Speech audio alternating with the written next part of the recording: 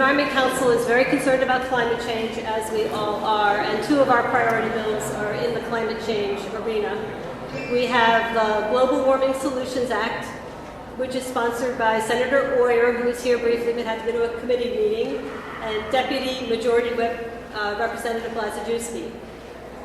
The Global Warming Solutions Act takes the great work that the legislature did in 2014 when it passed the Resilient Rhode Island Act, and takes the carbon reduction targets that are in the Resilient Rhode Island Act and makes them mandatory, economy-wide, and enforceable.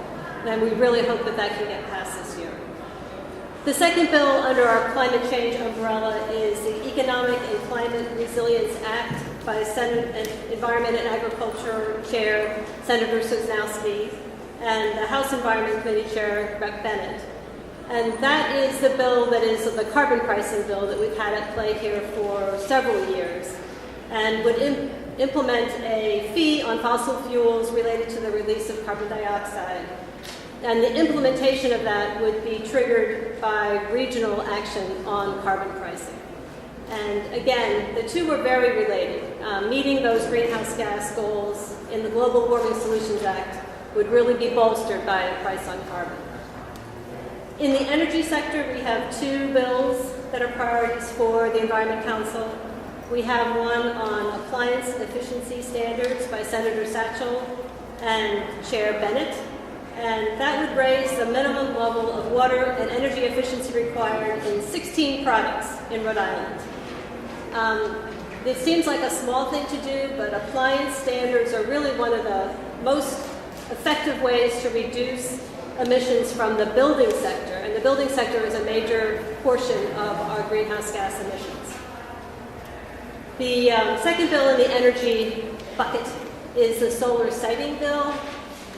We are pleased to see the rapid uptake of solar in the state, but concerned that it's being sited in areas where we would, in undeveloped areas, we would prefer to see the solar be sited in areas that are already developed. The solar siting bill has a menu of policy solutions for that to drive more of the development to the already built areas. And it has been developed by a broad range of stakeholders. And again, the sponsors are Chair Sosnowski and Chair Bennett.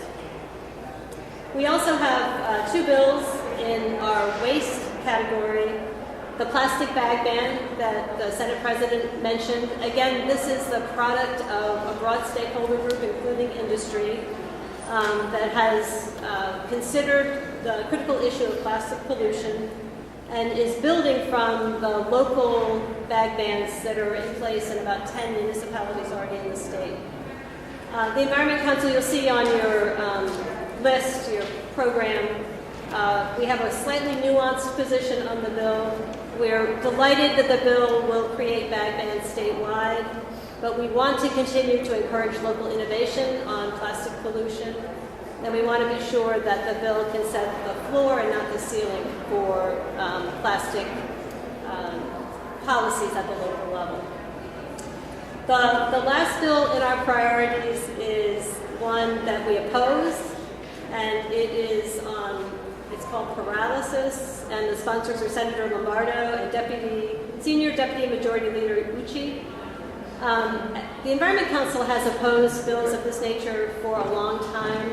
It's essentially an incineration bill. It would use high heat and energy-intensive processes to transform plastic into fossil fuels. And we really are not in support of industry that will increase the amount of fossil fuels, and it also demands a lot of plastics to keep the process operating. And we have shared our concerns with the sponsors of those bills. So those are ECRI's priorities.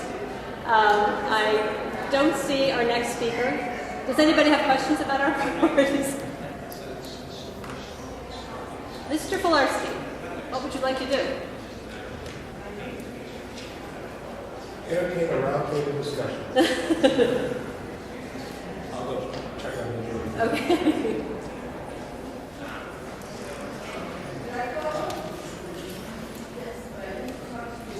It's right there. Right. Perfect. I've run out of remarks. It's only 3:35. Well, we got going fast. Let me do a quick introduction and then you're on. Welcome, House Majority Leader Shekarchi. Leader Shekarchi has served the residents of District 23 in Warwick since first being elected in November 2012. He was chairman of the House Labor Committee until his Democratic colleagues elected him as a House Majority Leader in November of 2016. Leader Shekarchi's many accomplishments include managing the approval of 2 successive increases to the state's minimum wage in 2014 and 2015. He authored the law eliminating the master lever option on the ballot, and he has been a leader in animal protection with many bills associated with that. This year he is co-sponsoring H5729 with Rep. Carson, which requires continuing education on land use law and planning for local planning, zoning, or historic board and commission members, which is really important, especially as we think about planning and climate change. And H5865 with Rep. Donovan, which prohibits the release of lighter-than-air balloons outdoors, really a part of the eliminating plastics agenda.